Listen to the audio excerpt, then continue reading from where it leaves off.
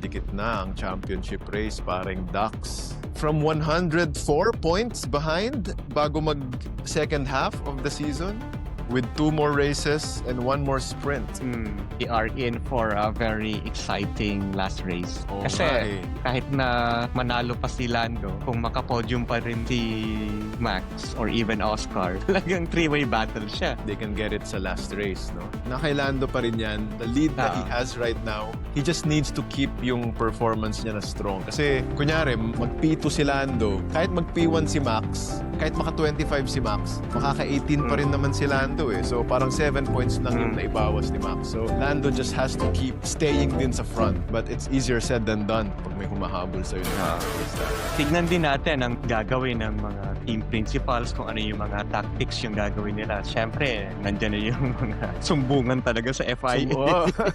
Sabotahe, mga ganun. Napanood ko nga yun sa Drive to Survive eh. Parang in-explain ni Horner yun eh. Na yung mga sumbungan na yan, talagang kasama sa weapon mo yan as a team principal. Kung if that's what you have to do to win, give them problems. Bigyan mo ng problema yung ibang teams para hindi sila makafocus on winning. Kasi, di ba, mailagay mo lang yung isang team sa Parc Fermé for the FIA to do their own inspection. Ang laking dagok nun psychologically, di ba? Exactly, oo. So we'll see kung ano pang mga drama ang maidudulot ng last 2 races. Super exciting talaga. Kung hindi na disqualify si Lando tsaka si Oscar, medyo malayo pa rin habulin ni Max for the 2 races. Pero ngayon, talagang naging abot kamay na. Parang isang panalo na lang. Parang isang DNF na lang ng McLaren. Yari na. Isang P7 or isang P8 ni Lando. Tapos nasa podium si Max. Should Lando retain yung kanyang points ngayong last race sa Las Vegas, pupunta siya ng Qatar in a very high spirit, diba? Iba yung magiging mindset niya. Oo, totoo. Mas may confidence ka kasi ang layo pa.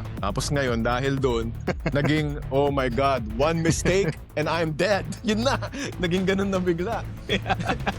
Imbis na ang problema mo na lang sa next 2 races, just stay in the top 5. Komportable ka na doon. Stay in the top 5. Wala nang pressure yun kung ganun lang ang iisipin mo, di ba? Imbis na nag-drive ka na making my way downtown. Oo, gumagano na lang sana siya sa dalawang karera. Ayun, one wrong pit, one slow pit stop, one lock up. It could spell disaster agad sa championship hopes niya. Which is sayang kasi eto na eh, unang championship mo no. Naaamoy mo no. Ang isa pang nakakatawa, nung lumabas si Oscar yata sa garage ng McLaren noong Las Vegas, nakangiti.